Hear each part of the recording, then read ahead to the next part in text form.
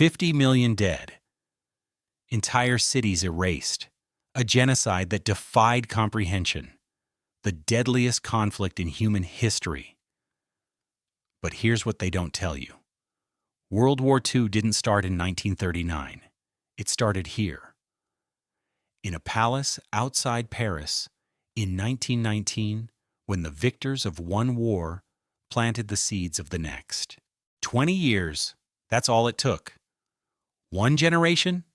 From the war to end all wars, to a war that nearly ended everything. How does peace turn into catastrophe? How do democracies sleep while tyranny rises? And how did the world stand by and watch it all happen? This is the story of the 20-year fuse, and how the world let it burn. September 1st, 1939. German boots march east into Poland with mechanical precision.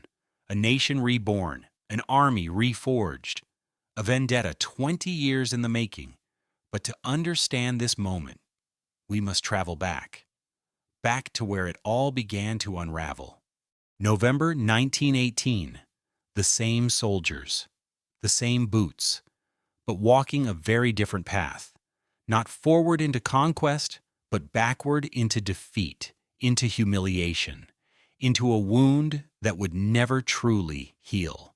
November 11th, 1918, the 11th hour of the 11th day of the 11th month. The guns finally fell silent. 4 years of industrial slaughter, 10 million soldiers dead, empires collapsed. A German Kaiser fleeing into exile like a thief in the night. In Paris, London, and New York, euphoria, dancing in the streets. The war to end all wars was over, but in Germany, silence, shock, disbelief, because something dangerous was already taking root in the German psyche, a lie, a myth that would poison a generation. We weren't defeated, the generals whispered. We were betrayed, stabbed in the back by cowards and politicians. It wasn't true.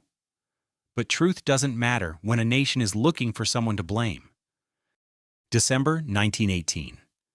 An American president crosses the Atlantic with a promise. Woodrow Wilson, the prophet of a new world order. No more secret treaties. No more balance of power politics.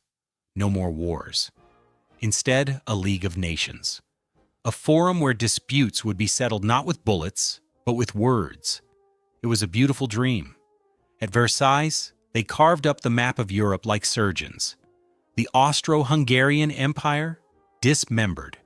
New nations born overnight: Austria, Poland, Czechoslovakia, Yugoslavia, Latvia, Lithuania, Estonia.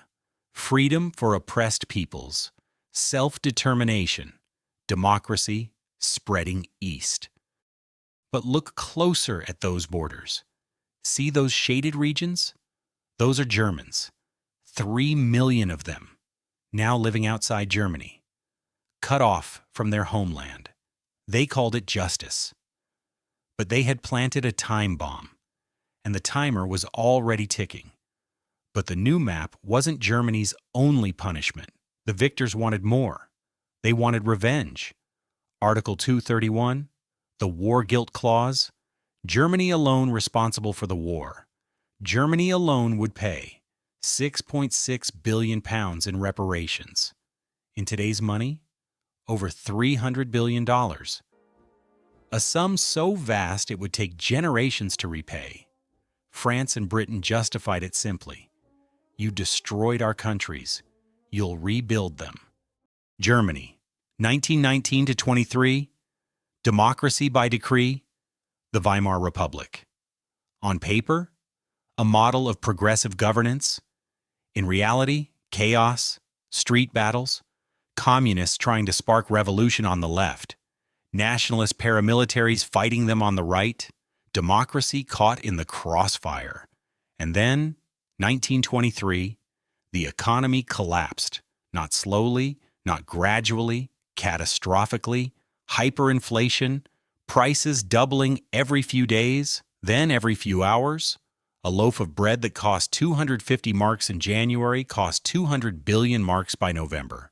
But Germany was already on its knees, its people starving, its economy shattered, its military reduced to a mere 100,000 men. No air force, no tanks, no submarines. They had won the war. But could they afford the peace? And then came the final insult. President Wilson returned to America triumphant. He presented his League of Nations to Congress. They rejected it. The United States Senate refused to join the very organization its president had created. America withdrew into isolationism, washed its hands of Europe's problems. Wilson's dream didn't just fail, it was stillborn. The League of Nations would stumble forward without the world's most powerful nation, a global police force without any real power to enforce anything. The stage was set, the pieces were in place. Now we wait for the players to emerge. Life savings, worthless, pensions, evaporated. The middle class, destroyed. People brought wheelbarrows full of cash to buy groceries. Children built towers with worthless bills like playing blocks. This was Germany. Proud Germany. Industrial Germany. Military Germany. Reduced to this. And in Munich, a failed artist turned soldier was watching, learning, waiting. His name was Adolf Hitler. Adolf Hitler. Born in Austria, a failed art student, a drifter. But World War I gave him purpose. He fought bravely, earned the Iron Cross, found belonging in the trenches. And when Germany surrendered, he wept, convinced of the stab-in-the-back myth. Convinced Germany hadn't lost, it had been betrayed. Munich, 1919. Hitler discovered his gift, his weapon, words. In beer halls and meeting rooms, he spoke with volcanic fury about betrayal, about humiliation, about the Versailles diktat, about conspiracy. And people listened. He joined a tiny fringe group, the National Socialist German Workers' Party, the Nazis. Within months, he controlled it. By 1923, he thought he was ready to seize power. October, Hitler and his brown shirts stormed a beer hall in Munich. An armed coup, a putsch. They would march on Berlin, overthrow the government, save Germany. It failed spectacularly. Hitler was arrested, sentenced to 5 years in prison. His movement seemed finished. But prison gave him something more valuable than freedom. It gave him time. Time to think. Time to plan. Time to write. He wrote a book, Mein Kampf, My Struggle. In it, he laid out his vision with disturbing clarity. Blame the Jews for Germany's problems. Rebuild German strength, expand eastward. Take living space by force. It was all there. The blueprint for catastrophe. Written in 1924. He served only 9 months. And when he walked out of that prison, he had learned his lesson. No more coups, no more violence, not yet. He would use democracy itself to destroy democracy. From now on, he would play by the rules until he was powerful enough to break them. For a moment, just a moment, it seemed like it might work out. 1924 to 29. Germany recovered. American loans poured in. Factories reopened. People found work. The Weimar Republic stabilized. Berlin became the cultural capital of Europe. Art, music, theater, science. The city exploded with creativity. Democracy was working. Extremist parties on both left and right lost support. Hitler's Nazis? A joke. A fringe movement of angry veterans and conspiracy theorists. In the 1928 elections, they won barely 2% of the vote. Hitler himself seemed finished. A footnote. A failed revolutionary turned irrelevant politician. Meanwhile, across the Atlantic, America roared. The stock market climbed higher and higher and higher. Fortunes made overnight. The prosperity seemed endless. Entrasu, October 1929. The music stopped. October 24th, 1929. Black Thursday. The American stock market collapsed. Billions of dollars vanished in hours. Banks failed. Companies folded.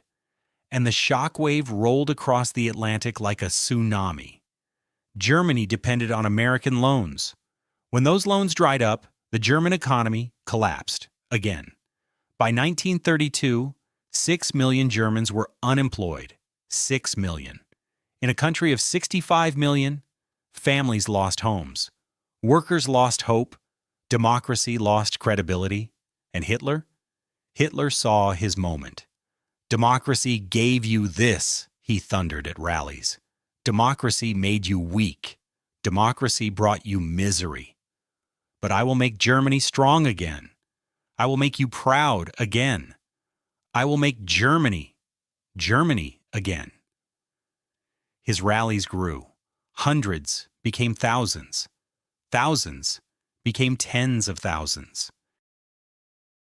The Nazi Party built a paramilitary force, the SA, the brown shirts, stormtroopers, 3 million strong, more powerful than the German army itself. They fought communists in the streets. They intimidated voters.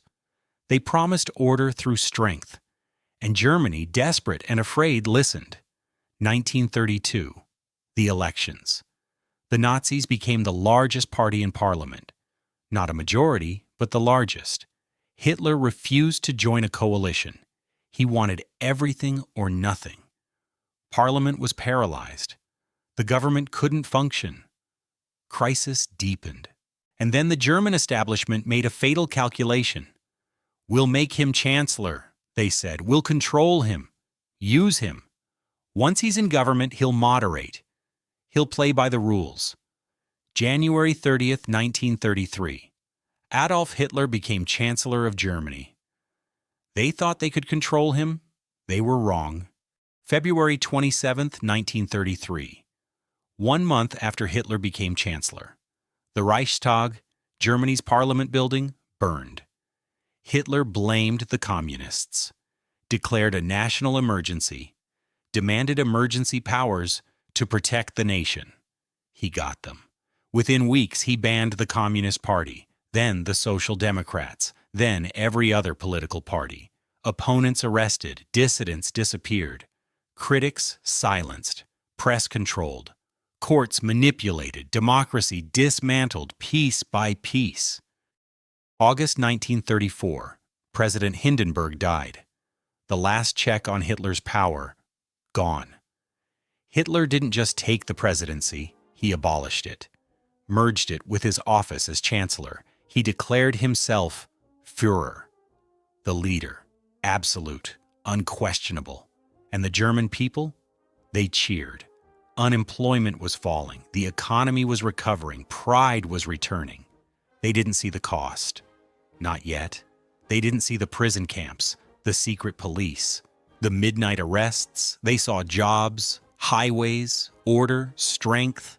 What they couldn't see was the rearmament.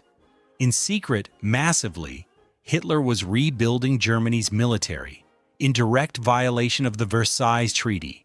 Factories working overtime, not making cars, making tanks, not making planes, making bombers. The Führer was preparing for war. The question wasn't if. The question was when. Japan strikes. While Hitler schemed in Europe, another power was rising in the East, Japan, the empire of the rising sun. By the 1920s, Japan had transformed itself from a feudal society into an industrial powerhouse, a military power. It had defeated Russia in 1905, fought alongside the Allies in World War I, earned a seat at the table of great powers. But beneath the surface, pressure was building. Japan's population was exploding. 70 million people, crowded onto islands with almost no natural resources, no oil, no coal, no iron. Its industries were booming, but they needed raw materials, fuel, living space. Japanese leaders looked at the map, and they saw the solution. China, specifically Manchuria, rich farmland, coal, iron, minerals, everything Japan needed. They also saw European colonies, Burma, Malaya, Hong Kong, French Indochina, the Dutch East Indies ripe for the taking. But there was one obstacle, one power that might stop them: the United States. For all its anti-imperialist rhetoric, America ran its own Pacific Empire. The Philippines, Guam, islands across the Pacific. America had the power to stop Japan. But in the 1920s, America wasn't looking west. It was looking inward. The Jazz Age, the Roaring Twenties, prosperity, pleasure. America had slashed its military after World War I, signed naval reduction treaties that actually gave Japan naval superiority in the Pacific. And then came the Depression. America turned inward, focused on its own pain, its own homeless, its own unemployed. Japan saw its opportunity, and in 1931 it struck. September 1931. Without even informing their own government, Japanese forces in Manchuria struck. They staged an incident, blamed Chinese forces, and invaded. Within weeks, they controlled all of Manchuria, set up a puppet state, Manchukuo. They even dragged out the last emperor of China from retirement, Henry Puyi, made him their puppet. Geneva, Switzerland, League of Nations headquarters. This was the moment, the League's first real test. A member nation had invaded another country, unprovoked, illegal. What would the League do? It condemned Japan, issued a report, called for withdrawal. And Japan's response? We reject your report. They stood up, walked out, and never came back. The League suddenly realized something terrifying. It had no army, no enforcement mechanism, no real power. It could condemn, it could criticize, but it couldn't stop anything. Japan was declared an international pariah. Japan didn't care. The precedent was set. Break the rules. Face no consequences. Every aggressive nation on Earth was watching, and they were taking notes. 1936, Hitler and Japan signed a pact. Officially? Against communist Russia. Really? A green light for expansion. July 1937. Japan provoked an incident with Chinese troops and invaded. At first, the Chinese were caught off guard, but they rallied, fought back fiercely. Even the communists and nationalists, bitter enemies in a civil war, united against the common threat. But Japan responded with overwhelming force and staggering brutality.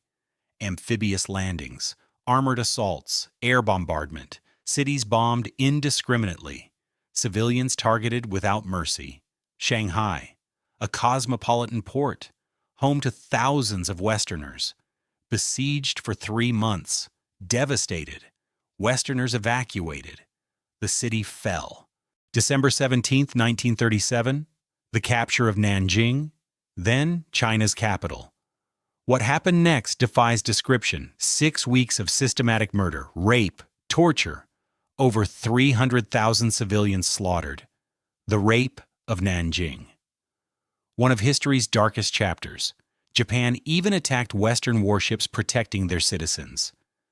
December 12, 1937, the USS Panay, an American gunboat, sunk by Japanese bombers.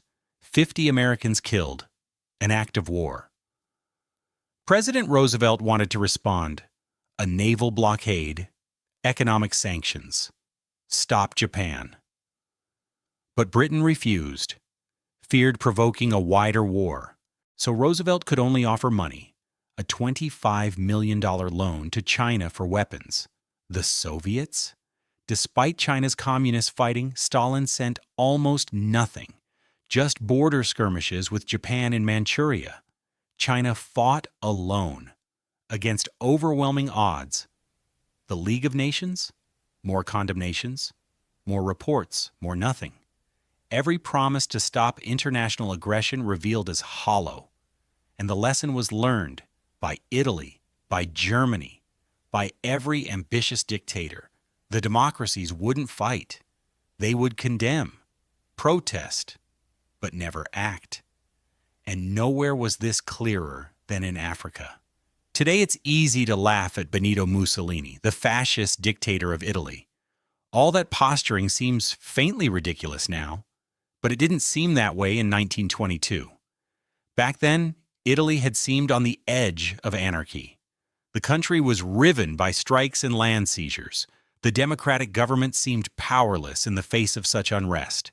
So Benito Mussolini, a war veteran and a journalist, decided to take a stand.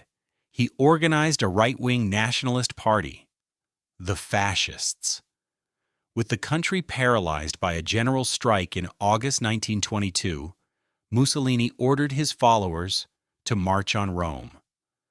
Fearing a civil war, Italy's king, Victor Emmanuel, asked him to form a government. Mussolini swiftly stamped out any political opposition and assumed dictatorial powers. Like Hitler, Mussolini's first acts made him immensely popular. Massive programs of public works provided employment and transformed Italy's infrastructure. Corruption was rooted out. The mafia more or less eliminated. Italy's armed forces were built up, including an advanced modern air force. In the Mediterranean, Mussolini launched a powerful navy bigger than the combined might of the British and French Mediterranean fleets. When the Great Depression came, Italy seemed to weather it better than most. Mussolini became a source of worldwide inspiration. Political leaders, not least Adolf Hitler in Germany, saw the fascist system as a role model, strong and purposeful, in contrast to the weakness of the democracies in Britain and France. But Mussolini wanted more than adulation. He wanted to recreate the Roman Empire, and he already had a target in mind. His target was Abyssinia, today's Ethiopia. Italy already had colonies on its borders in Eritrea and Italian Somaliland. In December 1934, Italian forces provoked a clash with Abyssinian troops at an oasis in the Ogaden region, well inside Abyssinian territory. Mussolini then sent reinforcements, demanding that Abyssinia pay reparations. The Emperor of Abyssinia, Haile Selassie, appealed in person to the League of Nations. He called on it to live up to its ideals. Here was a small nation under threat from another member of the League. This was the supreme test, but the League did nothing. Britain's Foreign Minister, Anthony Eden, at least tried to broker a peace deal, but Mussolini would have none of it. In early October 1935, the Italian army invaded from Eritrea and Italian Somalia. The primitive Abyssinian forces stood little chance against a modern army equipped with artillery and tanks. The Italian Air Force had total command of the air and harried the Abyssinians, on occasions dropping gas bombs, even though gas had been outlawed at Versailles as a crime against humanity. After 6 months, Abyssinia was completely overrun.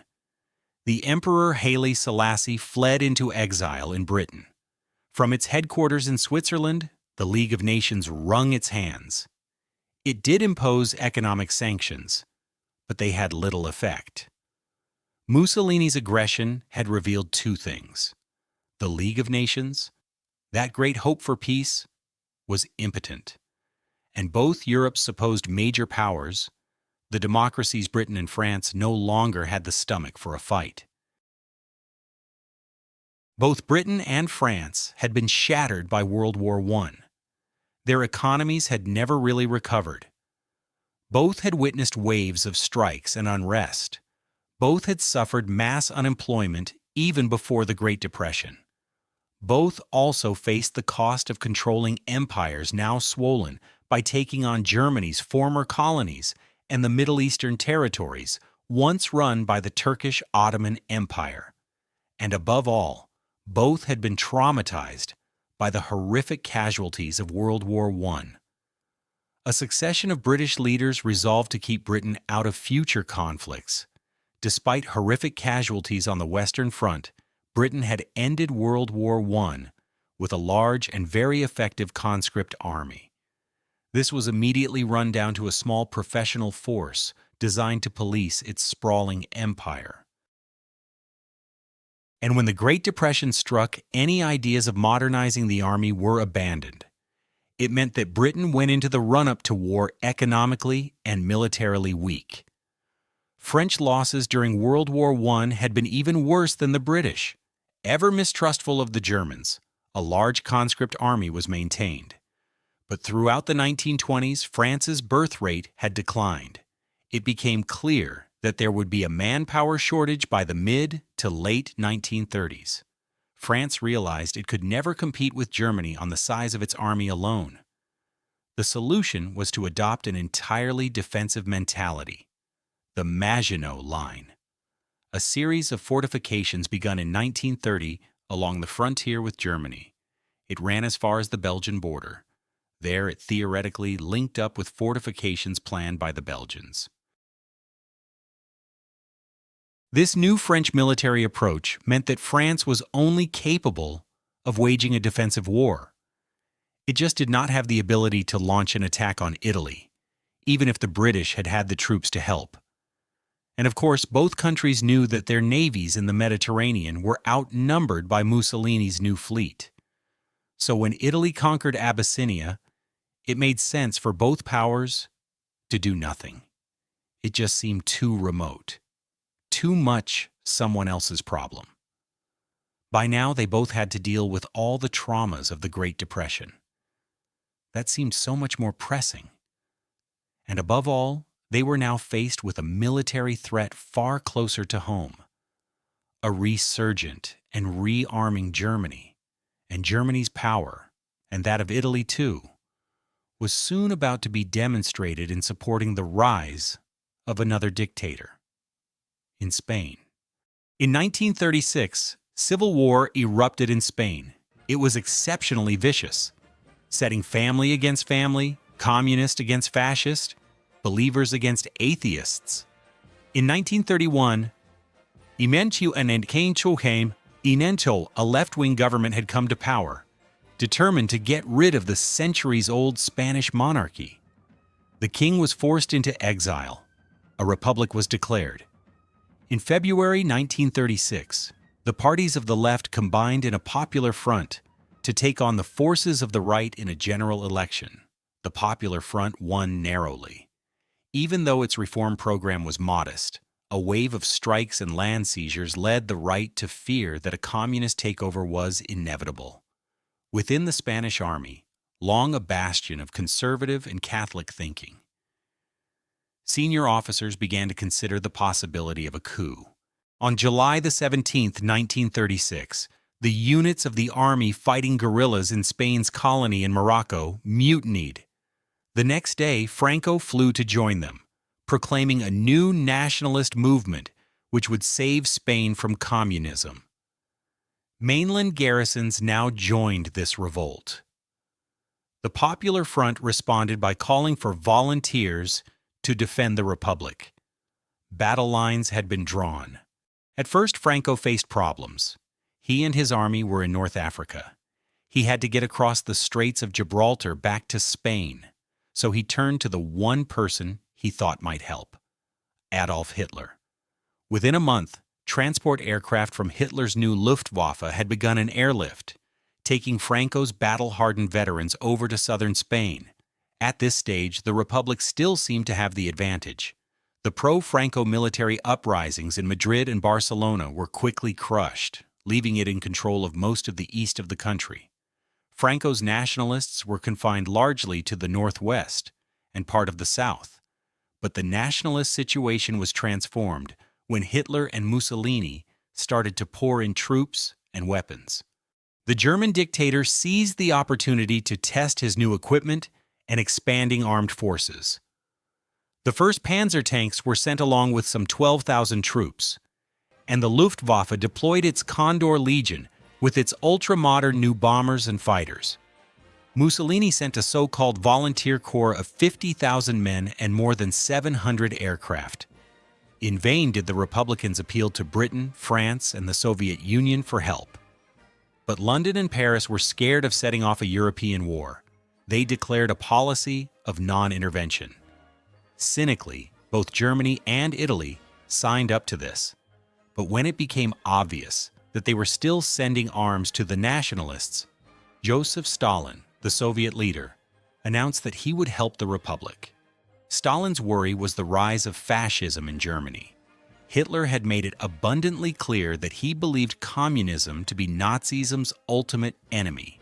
Stalin saw the Spanish conflict as a way of keeping Germany and Italy occupied while building up the Soviet Union's military strength. About 700 military advisors were sent along with tanks and fighter aircraft. It was something, but no match for the support Franco had received. In fact, the largest source of outside help for the Republic didn't come from a country at all, but from volunteers, the international brigades. About 30,000 left-wing Americans, British, French, and Germans signed up to fight in Spain. With their new fascist support, the nationalists were able to open two fronts, one advancing towards Barcelona from the north, the other led by Franco pushing up towards Madrid from the south. By the end of 1936, Madrid was enveloped on three sides and virtually under siege. The fighting was intense and often accompanied by appalling atrocities against civilians. The Republicans hunted down and murdered Roman Catholic priests. The nationalists slaughtered anyone accused of being communist. German and Italian air power was used indiscriminately against civilian targets. Madrid was heavily bombed. But the worst incident came in April 1937, when the Basque town of Guernica was virtually obliterated with 6,000 civilian deaths. The area controlled by the Republic was steadily ground down. Its forces fought with great gallantry, but undertrained and under-equipped amateurs were no match for the professional soldiers led by Franco or for the combined modern weaponry of Italy and Germany. As the war dragged on, the fighting around Madrid became a symbol of the left's determination not to be crushed by a fascist dictatorship. But behind the scenes, the Republican alliance was falling apart. The communists and socialists wanted to concentrate on winning a military victory, but the more idealistic anarchists and syndicalists saw the war as an opportunity for a mass revolution by the workers. These disagreements burst out into the open in May 1937. Fighting broke out in Barcelona between the anarchists and communists. It was a fatal weakening of the Republican cause. By the end of 1938, the nationalists had penned their enemy into a small enclave around Barcelona, and another stretching eastward from Madrid to the coast. Madrid continued to hold out, but the international brigades were withdrawn. More and more nations began to recognize Franco's government as his forces closed in for the final assault on Madrid. At the end of March 1939, its defenders exhausted after nearly 3 years of fighting, the capital finally surrendered. A month later, Franco formally declared hostilities at an end. The scars of Spain's civil war took years to heal, and in some ways they never have. And internationally, Franco's victory over the Republic proved a disaster. Hitler and Mussolini were confirmed in their belief that the democracies of Britain and France were impotent to resist any real pressure, while Stalin despaired of their willingness to confront fascism. Hitler in particular saw his way open to begin the aggressive policies outlined in Mein Kampf. Even before the Spanish Civil War ended, his armies were on the march. From the moment he became Chancellor of Germany on January 30th, 1933, Hitler had begun to put his long-term ambitions into action. On February 3rd, he told his top commanders that his ultimate aim was to conquer territory in the East and ruthlessly Germanize it. They were instructed to prepare for massive expansion. Although Germany had been forbidden tanks, a secret treaty with the Soviet Union in 1923 had allowed the development of tank designs and experimentation with new mobile armored tactics. Energetic young German officers, like Heinz Guderian, read the theories of British thinkers like Basil Liddell Hart and Colonel John Fuller. They even watched exercises being carried out by the British during the 1920s on Salisbury Plain. It was from these that they came up with the idea of fast-moving units combining tanks, artillery, and infantry that could thrust fast and deep into enemy territory. Hitler adopted their ideas with enthusiasm. The new army was to have 3 panzer divisions. Similarly, the new Air Force, the Luftwaffe, under former World War I fighter ace Hermann Göring, had a framework to build on. Throughout the years in which its Air Force was officially banned, Germany had kept up its design skills by building civilian machines, and gliding and flying clubs provided a reserve of potential air crew. Hitler revealed the existence of the Luftwaffe in March 1935. He then announced that the army was to be increased to 300,000 men, and conscription was reintroduced. Britain and France protested feebly at this flagrant breach of the Versailles Treaty, but soon they reluctantly and slowly began to rearm. Until this point, Hitler had been modest in his goals. He had only taken back what was his, the Saarland and the Rhineland. In 1935, he reoccupied the Saarland district on the French border after it voted to return from League of Nations to German rule. A year later, he sent German troops into the Rhineland, part of Germany, which had been demilitarized at Versailles. At the time, many felt that Hitler was only claiming back what was rightfully Germany's. Neither Britain nor France objected. When Berlin hosted the 1936 Olympic Games, the Nazis were seen by many as firm but fair, a government which was restoring the nation's pride and which didn't threaten anyone. Of course, there were signs. The 1935 Nuremberg laws forbade Jews to marry true Aryan Germans and deprived them of their citizenship. But when the first real threats came to world peace, they didn't come from Hitler at all. They came from Japan and Italy, as we've seen. But now Hitler had a grander target in mind: his homeland, Austria. In 1934, Austrian Nazis had attempted to seize power and unify the country with Germany. The Austrians, after all, spoke German, even if they had never been part of a German state. In February 1938, another Nazi plot was discovered. Austrian Chancellor Kurt von Schuschnigg protested to Hitler. Hitler responded by demanding that Austria stop mistreating the Austrian Nazis and unite with Germany. Schuschnigg called a referendum so that the Austrians could vote on whether to remain independent. But on March 12, 1938, the eve of the referendum, Hitler, fearing that it might produce the wrong result, sent in his troops.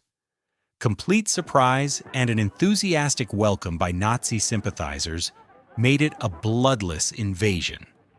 Within hours, Hitler announced Austria's incorporation into the Third Reich. A sovereign nation had for the first time been subsumed into a greater Germany. Once again, the Western democracies failed to react. In the summer of 1938, he turned on his next prey, Czechoslovakia. A substantial German minority lived in the northwest of the country, an area known as the Sudetenland. These Sudeten Germans had been part of the old Austrian Empire but had been cut off when Czechoslovakia was created in 1919. This was the time bomb that had started ticking at the signing of the Treaty of Versailles. Hitler encouraged Sudeten German demands for autonomy and then threatened the Czech government with force if it refused to agree. Undaunted, the Czech government ordered general mobilization and prepared to resist. The Czechoslovak army was large and well-equipped, with formidable fortifications on its frontier with Germany. Hitler backed off. But then at the beginning of September, concerned that war might be imminent, the British Prime Minister Neville Chamberlain decided to act as a peacemaker. He flew to meet Hitler twice. The Nazi dictator assured him that if he could have the Sudetenland, he would make no further territorial demands in Europe.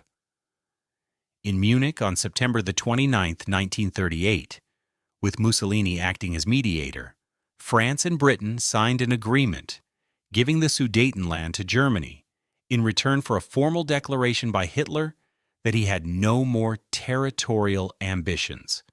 Chamberlain flew back to Britain waving the piece of paper which he claimed guaranteed peace in our time. And so, on October the 1st, German troops occupied the Sudetenland and seized the Czech frontier fortifications. Hitler now began sizing up his next target, Poland. Again, the nominal cause was a German minority marooned as a result of the Versailles Treaty. Hitler demanded the return of the port of Danzig to German control so that East Prussia could be linked up with the rest of Germany. The Poles refused, and Hitler hesitated. He was not quite ready for all-out war, and he had unfinished business with Czechoslovakia. In March 1939, the eastern part of the country, Slovakia, which was ethnically different to the Czech lands, appealed to Hitler for help in achieving greater independence. Hitler summoned the Czechoslovak Prime Minister Emil Hácha to Berlin and browbeat him into putting his country under German protection. German troops now marched into the rest of Czechoslovakia unopposed. Most of the country was annexed into the Reich. Slovakia was declared a protectorate. For the first time, Hitler had seized non-German-speaking territory. But again, there was only a feeble protest from Britain and France. At the end of March, he again repeated his demand of Poland. Give up Danzig. This time, France and Britain declared unequivocally that they would declare war if he attacked Poland. But by now, Hitler cared little whether they did or not. He was sure that they would be weak and indecisive opponents. In Russia, Stalin had also become increasingly concerned by Hitler's aggression. In April, Stalin proposed an alliance with Britain and France. But negotiations made little progress, and finally Stalin despaired, deciding that there was another solution to the German threat. On August the 23rd, the Soviet Union and the Third Reich, who everyone had believed were sworn enemies, announced a non-aggression pact. The agreement secretly specified that Poland would be split between the two countries and Stalin would have a free hand to take over Estonia, Latvia, and Lithuania. Now free from any Russian threat, Hitler ordered his armed forces to prepare for an immediate invasion. On the evening of August the 31st, the German Wehrmacht prepared for the assault. Its Führer had made the decision which would plunge the world into war. September 1st, 1939. Dawn. German tanks thunder across the Polish border. Stukas scream from the sky. Cities burn. The Blitzkrieg begins. 20 years, one generation, from Versailles to invasion. September 3rd. Britain and France finally draw the line. Declare war, but they're unprepared, unready, unable to help Poland. Within weeks, Poland will fall, crushed between Nazi Germany and Soviet Russia, and the world will descend into a darkness deeper than anyone imagined. The 20-year fuse had burned, and now the explosion. 6 years of total war, 50 million dead, entire peoples targeted for extermination, cities reduced to rubble, empires shattered, the world forever changed. Could it have been stopped? Could it have been prevented? The warning signs were there, from Manchuria to Abyssinia to Spain. Each time aggression went unpunished, the next aggressor grew bolder. Each time democracies chose peace at any price, the price of peace grew higher. Each time they hoped tyranny would be satisfied, tyranny only grew hungrier. The war to end all wars didn't end war. It planted the seeds for a war even more terrible. Because peace without justice is just a pause between conflicts. Because weakness in the face of aggression only invites more aggression, and because the price of freedom is eternal vigilance. The 20-year fuse burned once. It must never burn again. That is our promise to them. That is our duty to tomorrow. Thank you for watching. If this story moved you, if it made you think, if it reminded you why history matters, please subscribe. Hit that notification bell, because these stories need to be told. These lessons need to be remembered. And together, we can make sure they never fade away. More documentaries, more untold stories, more history that shapes our world. Join us on this journey. Until next time, remember the past, question the present, shape the future.